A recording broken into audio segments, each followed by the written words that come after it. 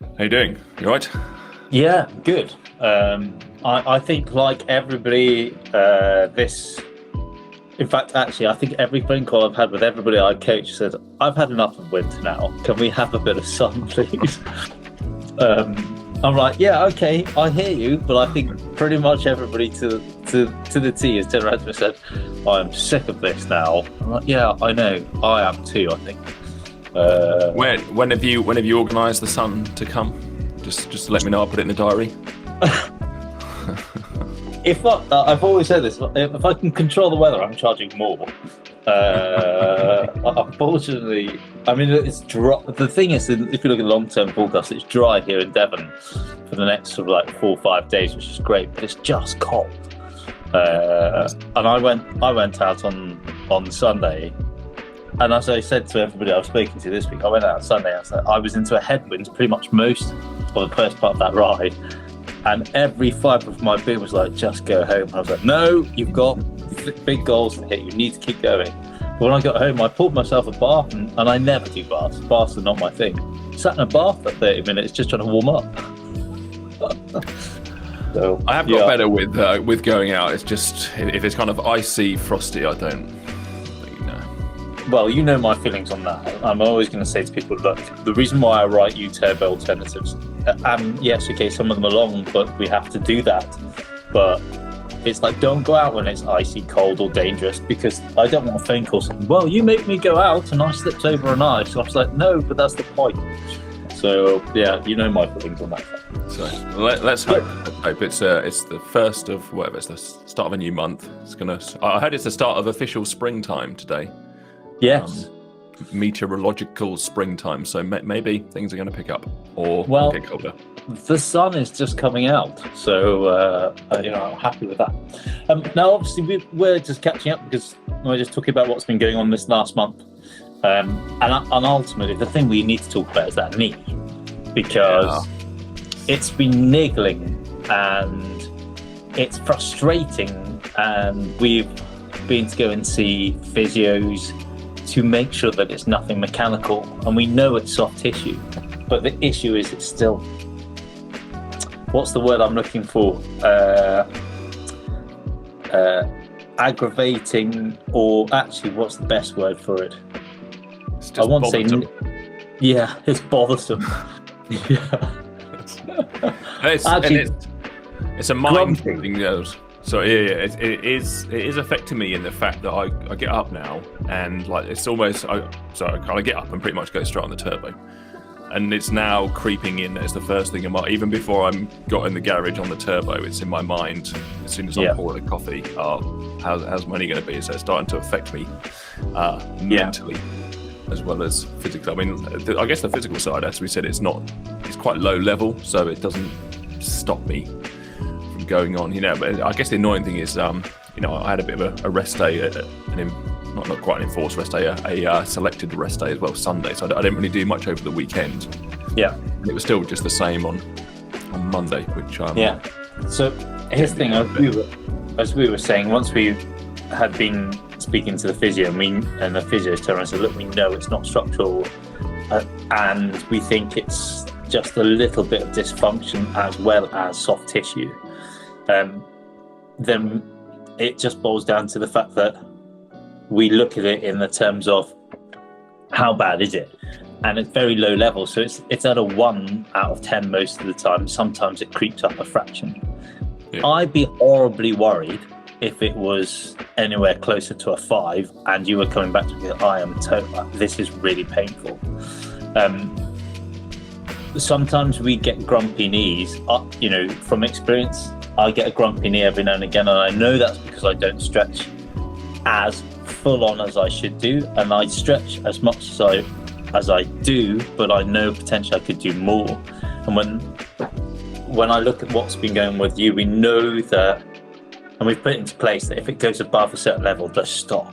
Don't do any more, because again, my job is to push you on and give you the right training, but also to say, look, let's do no harm. Which is why, again, when we look at training, it's like we pulled back a little bit, did a bit of tempo work, because we said, look, that's less stressful on the body, it still pushes your fitness up. And then we were like, well, okay, well, now we're going to have to just deal with the fact that the knee's a bit grumpy.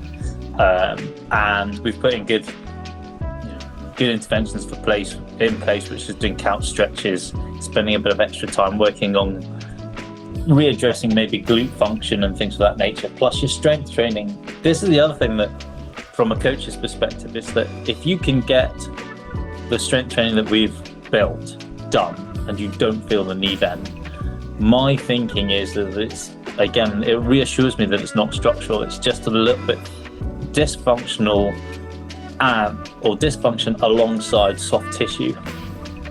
Yes. And the tough thing is just saying, okay, we just need to deal with it. The same thing always applies that I would do with anybody that I coach, which is if it goes above a certain level, we need to back it off. And you need to be really honest with yourself. But if it sticks in that very low level, then, it's not affecting anything other than your brain thinking, come on, can we sort this all out? And I have a feeling it'll settle down. From what the physio says, he thinks it's just a bit of a grumpy tendon, doesn't he? More than anything, grumpy. Yeah. So, and as workouts are fine. So strength workouts, I don't feel it at all. Like today's turbo was not a particularly stressful turbo. I think it was just maybe an aerobic one. And again, it was all right, actually. It was kind of maybe only 35, 40 minutes into it, I just started. It wasn't even pain. It's just kind of, you feel like a kind of bit of pressure or something. It just feels slightly different to the other one. So, with this kind of midweek lull where it feels all right. So we'll push them on and see how it goes. And the other thing is, look, bear in mind, we were thinking about doing some kind of like lower cadence work, some hill rep stuff. And when we took a step back and saying, hang on a minute, let's just work on some tempo work to push the fitness up without charging the knee up, because all that cadence work, etc., on the bike can actually charge the knee, which we don't want. So, as I said to you when I spoke to you earlier part of this week, it's funny what goes through your mind when you're riding through a headwind and something just comes up saying, well, hang on, maybe I changed the thought process and we work you in a different way where you can work at a cadence that isn't going to charge the knee up from a torque perspective, but still brings up your fitness. And that was just about changing the training to be a bit more sweet spot focused at a higher cadence with a little bit of threshold working. We know, the thing is, I'm thinking of 3-1-2 and getting you round in really good shape. We know we have to have volume, but we also know we have to have quite a lot of fitness to be able to push up the hills. Strength work is doing that in the gym, definitely. So it's helping create that foundation of strength and robustness. So it allows you to dig deep when needed. But in actual fact, we can change and improve your fitness by putting in the sweet spot stuff, which, let's face it, it's not the most exciting stuff to do. However, it gets you there. And it takes that torque out of the bike. And that's my thinking behind what we're doing right now. And we just keep, again, it's just communicating, making sure that nothing is really aggravating the knee so much when we feel like it's low level, but it's not really getting worse. And potentially, some days it feels good, and some days it just comes back and goes, hello, I'm here. And we just have to be really mindful on how we manage it. Yep.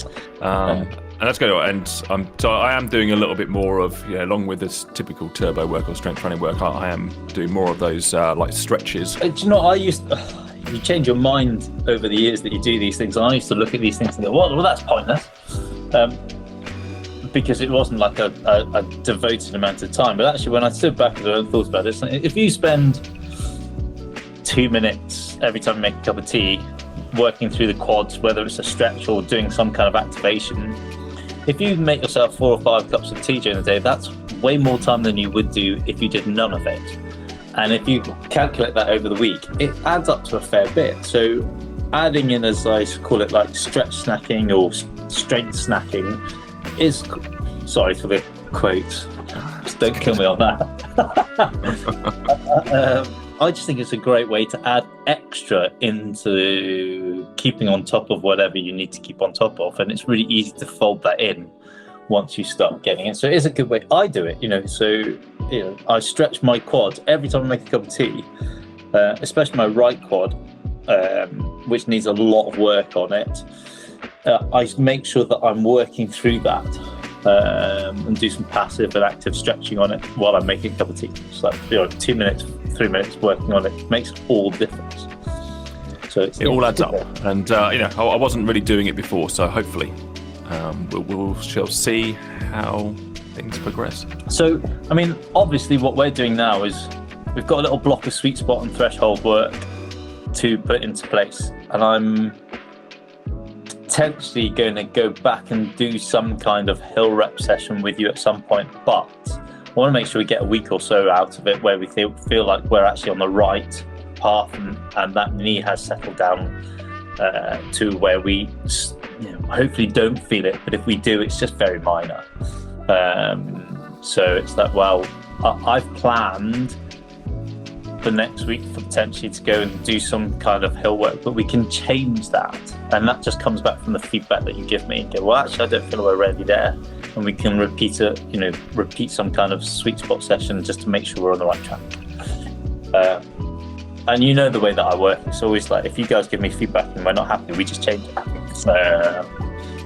You can't overly predict these things, other than with your future training, I've written it that everything is perfect. One of the big benefits and the positives of working with you, because I was not quite a similar position last year, but we were going similar thing. We were going to Mallorca, not to do the 312, but a few other bits and pieces, and I picked up a few niggles and injuries, and I just struggled to get out of that and know what to do and what was right and what was wrong. And then I kind of just ended up not doing much and just trying to get time on the bike, and it was just a lot of it I think was just junk miles, not really targeted. Whereas this time I can see that although I've got issues, I'm still on track, still improving. I think the greatest thing I can get across is, yes, it's a bit of a grumpy issue knee, but we can work around it. And it's just sometimes I have to be a bit mean and go, no, just crack on, just do this, because I know it's not gonna be too much of an issue.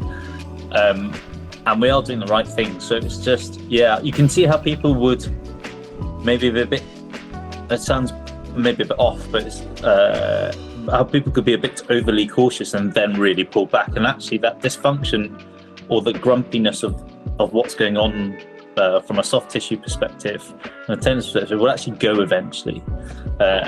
But by backing right off means you drop all fitness out, and potentially, I was looking at this, not working on the strength and keeping yourself robust, you'll potentially put the hurt lock a bit later on because everything is off.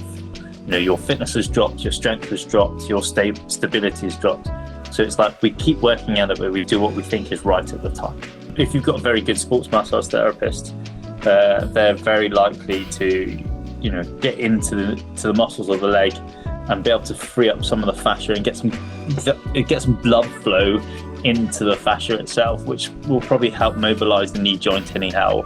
I know from personal experience, when I go and see my massage therapist once a month, he gets into the knee because basically it's the tendon at the bottom of the knee that gets a bit grumpy, and when he starts massaging it with his thumbs, it's horrendous, but it's also quite, in a weird way, quite pleasurable, because I know he's just getting in there, and there's only so much stretching and things that you can do to get on top of it, whereas a proper massage can make all the difference. The other thing that was weird was I think last week I had a deload week, and I was a bit shocked that I was still actually doing quite a lot of work on my deload week. I guess I misunderstood totally what a deload week was. Yeah, so it was just about lightening the load versus not doing anything.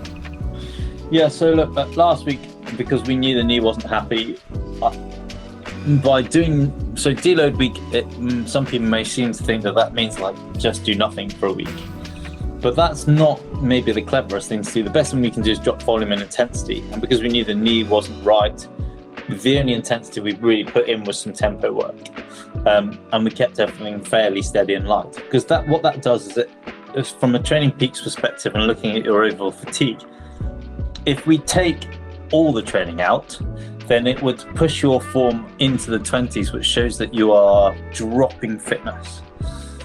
By pulling back on intensity and maybe giving you 1 or 2 strength training sessions, but keeping you ticking over on the cardiovascular side of things, allows your fatigue and your form to sort of get back into the positives without going so far into the positive that you start to lose fitness.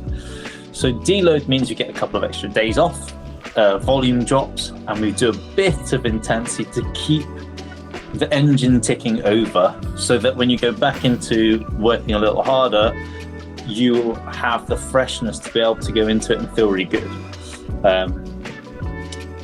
And it just for me, it made sense to sort of give you a deload week when the knee was a bit grumpier.